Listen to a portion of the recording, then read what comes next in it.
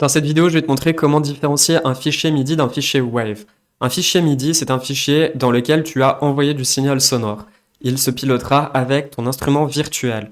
Contrairement à l'instrument WAV, qui lui est un fichier sonore que tu as importé de ton ordinateur. C'est un sample ou un enregistrement de voix.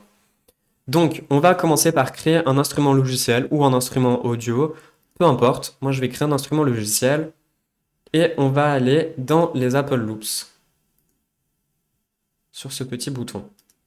Les Apple Loops te permettront de pouvoir avoir accès à différents fichiers. Donc, c'est les verts, ce sont des fichiers MIDI. Hop, tu en glisses un. Et les bleus, ce sont des fichiers WAV.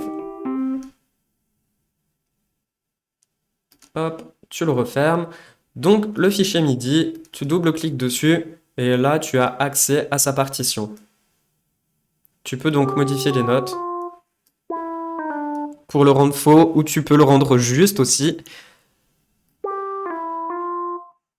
Voilà, donc tu peux te permettre de modifier les notes, de modifier la vélocité, donc c'est la puissance de frappe sur laquelle tu appuies sur la touche. Et puis les instruments Wave, ce sont des instruments sur lesquels tu n'auras pas du tout accès à la modification des notes. Enfin, lorsque tu démarres, puisque avec beaucoup plus d'expérience, tu peux te permettre de pouvoir modifier les notes des instruments Wave, donc des voix ou des instruments que tu as enregistrés, ta guitare par exemple. Voilà, mais ça c'est un autre niveau. Sur ce niveau-là, c'est uniquement pour un niveau débutant. Voilà,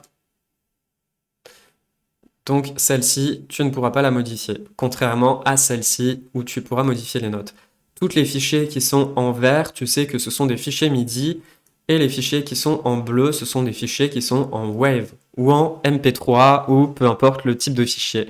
Mais ce ne sera pas du MIDI. Merci à toi d'avoir regardé cette vidéo, j'espère qu'elle t'aura plu, qu'elle t'aura intéressé.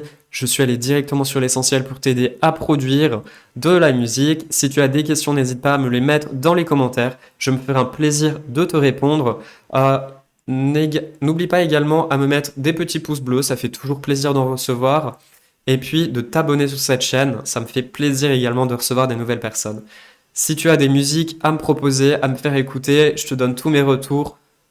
Ça t'évitera de pouvoir être seul et je t'aiderai également à avancer dans la suite de tes productions. Merci à toi, c'était Anto. Merci à toi d'avoir regardé cette vidéo, c'était Anto. Salut!